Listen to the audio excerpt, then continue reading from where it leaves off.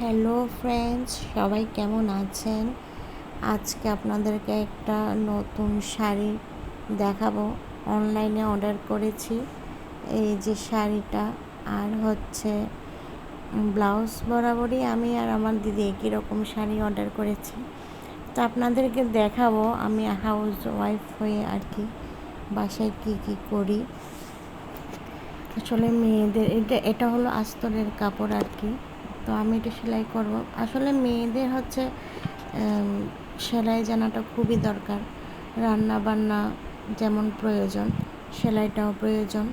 আমি মনে করি যারা মেয়েরা আছে তারা লেখাপড়ার পাশাপাশি যদি হাতের কাজ জেনে থাকে আর কি, বিশেষ করে সেলাই, রান্না বান্না এগুলো যদি শেখে তাহলে কোনো সময় কোনোখানে আটকায় না। আমার বাবা তখন বলতেন আর কি যে আমার মেয়েরা দর্জির দোকানে গিয়ে দাঁড়িয়ে থাকবে, এটা আমার কাছে ভালো লাগবে না, এই ধরনের একটা কথা বলতেন। তো আমার মাকে সেলাই শিখতে বলতেন আর কি।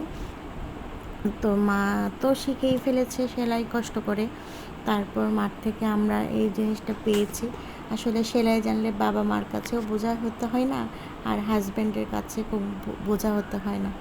কারণ হচ্ছে কাপড় মেয়েদের তো একটু চাহিদা বরাবরই বেশি থাকে। কাপড় কেনা, আবার সেলাই করা, দোকানে গিয়ে আবার দাঁড়িয়ে থাকা, টাইমলি পাওয়া না পাওয়া অনেক ব্যাপার থাকে। আবার বাসায় আনলে ফিটিং হয় না, অনেক ধরনের ঝামেলা হয়ে থাকে। তো ওসব ঝামেলাও থাকে না, নিজে পারলে নিজের মতো করে সেলাই করা যায়।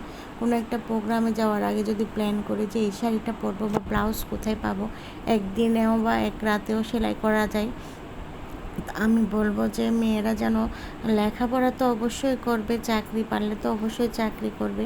তো এই ধরনের জিনিসগুলো জানা থাকলে আর কি হাতের কাজ কোথাও ঠেকতে হয় না আর কি। তো আমি নিজের ব্লাউজ নিজে কেটে সেলাই করে ফেলছি। বিয়ের আগেও আমার সেলাই বাহিরে করতে হয়নি, এবং বিয়ের পরেও এখনও পর্যন্ত কোনো কাপড় আর কি আমি বাহিরে সেলাই করিনি। সবই নিজে নিজে করি আর কি। রান্না বান্না, সেলাই এগুলো নিয়ে দিন কাটে। আমার কাছে কোনো হেল্পিং হ্যান্ড নাই, চিটাঙে পাওয়া যায় না, আমিও আর রাখি না। এই আর কি, যখন চিটাঙের বাহিরে ছিলাম তখন ছিল। আর বাসায় আমি আর আমার ভিকি এগুলো করি সারাদিন। আমার ছেলে খেলে ও ফাঁকে আমি কাপড় সেলাই করি। এই যে কাপড় কাটা শেষ, এখন আমি সেলাই করতে বসেছি। অনেক শখ করে এই মেশিনটা কিনেছি। এটারও একটা ভিডিও দিয়েছিলাম যখন আনপ্যাক করেছি তখন আর কি। তো এই যে সেলাই করে ফেলছি বসে। যে পাশে হচ্ছে আমার আমার দিদির যে ছেলেদেরকে পড়াই আর কি, টিচার, উনি আবার দেখতে আসছে, আমার সেলাইয়ের শব্দ শুনে আর কি দেখতে আসছে, দেখে চলে গিয়েছে। তো আর কি ভিকি আমার সাথে আসে, আমাকে সময় দিয়ে এভাবে। এই যে টিচার কথা বলতে আসছে একটু করে, বলছে আপনি তো খুবই ভালো কাজ করছেন।